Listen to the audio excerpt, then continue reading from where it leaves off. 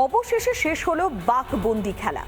লুকোচুরি শেষে রবিবার দুপুরে বাঁকুড়ার জঙ্গলে ধরা পড়ল ওড়িশা থেকে আসা বাঘিনী। তাকে কাবু করতে শনিবার থেকে ছোড়া হচ্ছিল ঘুম পাড়ানি গুলি, কিন্তু সেই গুলি ও রীতিমতো হজম করে ফেলেছিল সে। রীতিমতো নাকানি চোবানি খেতে হচ্ছিল বন দপ্তরের আধিকারিকদের। অবশেষে রবিবার দুপুরে ছোড়া ঘুম পাড়ানি গুলিতেই হয় কাজ। কুপকাত হয় ধূর্ত জিনাত। আলিপুর চিড়িয়াখানায় আনা হচ্ছে জিনাতকে।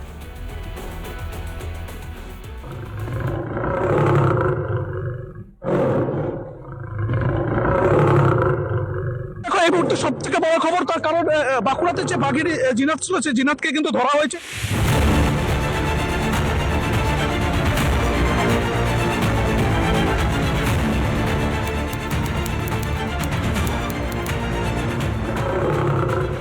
ঝাড়খণ্ডের চাকুলিয়ায় দেখা মেলে বাঘিনী জিনাতের।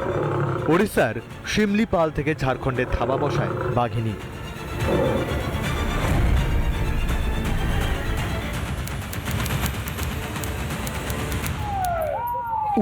ডিসেম্বর ঝাড়খণ্ড থেকে ঝাড়গ্রামে পা রাখে জিনাত।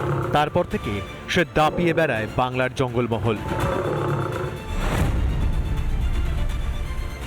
গত নভেম্বর মাসের মাঝামাঝি সময়ে মহারাষ্ট্র থেকে নিয়ে এসে উড়িষ্যার শিমলিপাল রিজার্ভ ফরেস্টে ছাড়া হয় একাধিক বাঘিনীকে। সেখান থেকেই বাঘিনী বেরিয়ে আসে উড়িষ্যা ঝাড়খণ্ড সীমান্তবর্তী এলাকায় বেশ কয়েকদিন ধরেই ঘাপটি মেরে থাকে, বিভিন্ন জঙ্গলে বন্য পশুদের ওপর আক্রমণ চালায়।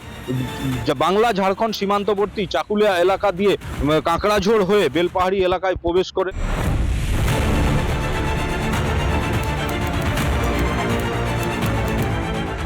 ঝাড়গ্রামের পর পড়শি জেলা পুরুলিয়ায় পাড়ি দেয় ধূর্ত বাঘিনী। রায়কার গভীর জঙ্গলের পর সে আস্তানা গাড়ে বোরোর জঙ্গলে। গত সপ্তাহের শনিবার গভীর রাত্রে ঝাড়গ্রাম জেলা ছেড়ে পুরুলিয়ার বান্দোয়ানের জঙ্গলে ঢুকে পড়ে বাঘিনী জিনাত। খাঁচাবন্দি করতে কখনো মহিষ ব্যবহার করা হয়েছে খাঁচার মধ্যে, কখনো আবার ছাগল, কিন্তু জিনাতের পছন্দ ছিল না সেগুলি।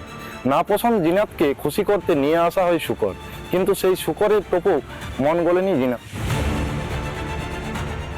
রায়কায় মশাল হাতে গ্রামবাসীদের রাত পাহারা, বোরোর জঙ্গলে হুল্লা পার্টির বাঘবন্দি খেলা মোটেই ভালো লাগেনি জিনাতের।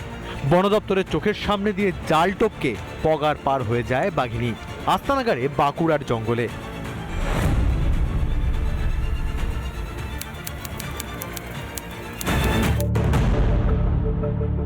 বাঁকুড়ার রানীবাঁধের গোপালপুর গোসাইডিহি লাগোয়া জঙ্গলেই বাগে আসে বাঘিনী। ডবল জাল দিয়ে জঙ্গল ঘিরে রাখার পাশাপাশি বন দপ্তরের একের পর এক অপারেশনে আর পালাতে পারেনি জিনাত। অবশেষে রবিবার বিকেলে ঘুম পাড়ানি গুলি চালিয়ে তাকে বাগে আনা হয়। গভর্নমেন্টের যে শিমলিপাল ফরেস্ট ডিভিশনের যারা আধিকারিক ছিলেন, তারা কিন্তু খাঁচাবন্দি করে এই বাঘিনী জিনাতকে তারা সঙ্গে করে নিয়ে গেলেন। একদম মানে পিকচার মানে ফ্রেশভাবে আমরা অ্যারেঞ্জ করেছি। বাঘটাও ডাটিংকে ভালো রেসপন্ড করেছে। আজকে সিঙ্গেল ডাটের মধ্যে একটা বাঘ ঘুমিয়ে পড়েছে, তারপরে আমরা বাঘকে তুলে এটা আমরা রেস্কিউ করে। ওড়িশা রেঞ্জের গাড়িতে করে বাঁকুড়া ছেড়েছে বাঘিনী। বাঘবন্দি হতেই হাঁপ ছেড়েছেন জঙ্গল লাগোয়া বাসিন্দারা। বাঘ চলে গেছে, মনটা হালকা লাগছে যে চলে গেছে বলে বাঘিনী। এর আগে তো এখানে কখনো বাঘ ঢোকেনি? না, ঢোকেনি। এখন শুধু নিঃশ্বাস ফেলছি, মানে মোটামুটি আমরা 4টা তক্ক আমাদের নিঃশ্বাস বেরোতে পারি নাই ঘরের থেকে, পরশুর থেকে। তবে এখনই জিনাতকে জঙ্গলে ছাড়া হবে না। দীর্ঘদিন বাইরে থাকায় তার চিকিৎসার প্রয়োজন হয়েছে।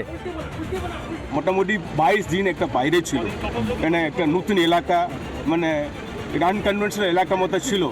বাঘ অনেক স্ট্রেসের মধ্যে আছে। বাঘকে একটু ঠিকভাবে আমরা টেস্ট করে ডিপার্টমেন্টে যারা আছেন ওনারা ডিসিশন নেবে, সেইভাবে হবে। শেষ বাঘবন্দি খেলা। বছর শেষে স্বস্তির নিঃশ্বাস জঙ্গলমহলের, স্বস্তির নিঃশ্বাস বন দপ্তরের।